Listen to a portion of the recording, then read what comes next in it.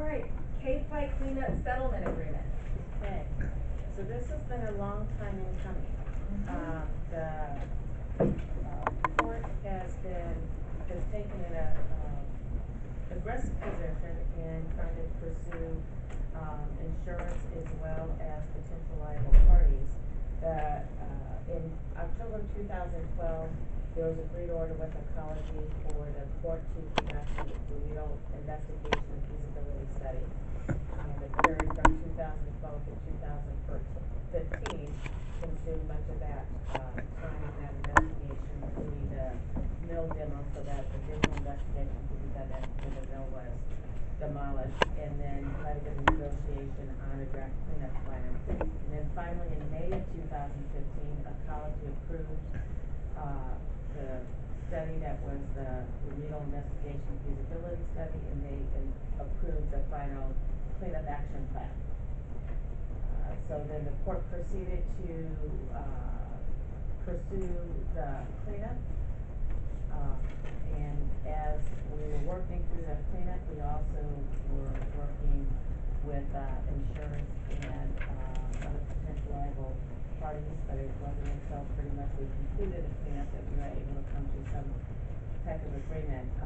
ExxonMobil and Rainier were both identified as potentially liable parties. Ecology officially identified them during this process as well. In March of this year, we participated in mediation that included the court, ExxonMobil, and Rainier. That was an all-day meeting, lasted until into the night.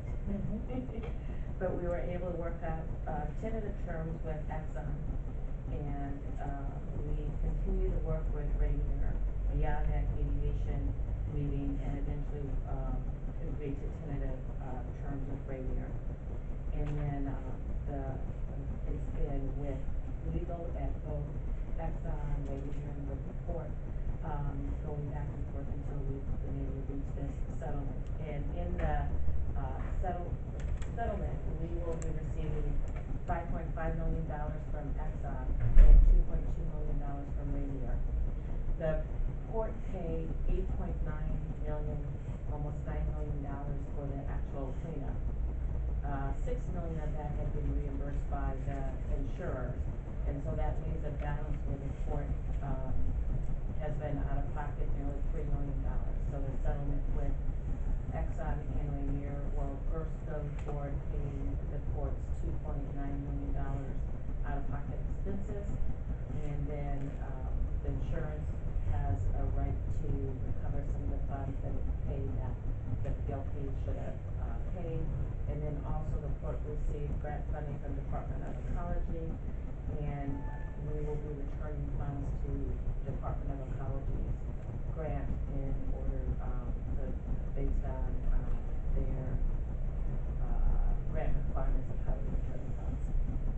So what's important on the bottom line is that the court's out-of-pocket costs of doing the remedial investigation, the feasibility study, and a cleanup action plan, that the court has been made whole by the settlement with Exxon, and with Rainier, as well as with the insurance company that paid for it.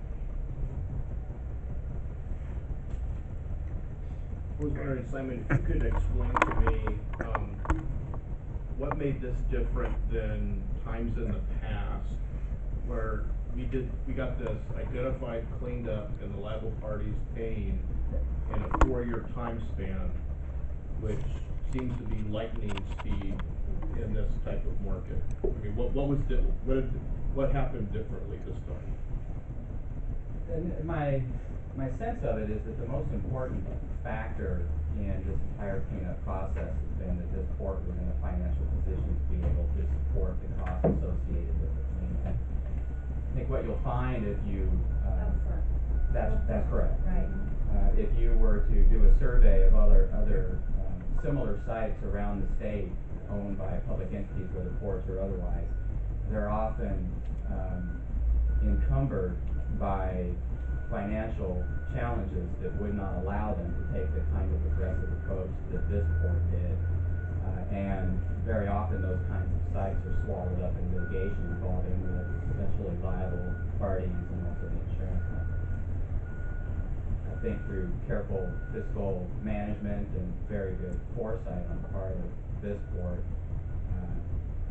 you were able to support those extreme costs without being beholden to the other parties, whether it was insurance companies or potentially liable parties, who, for reasons of their own, may have incentives to slow the process down.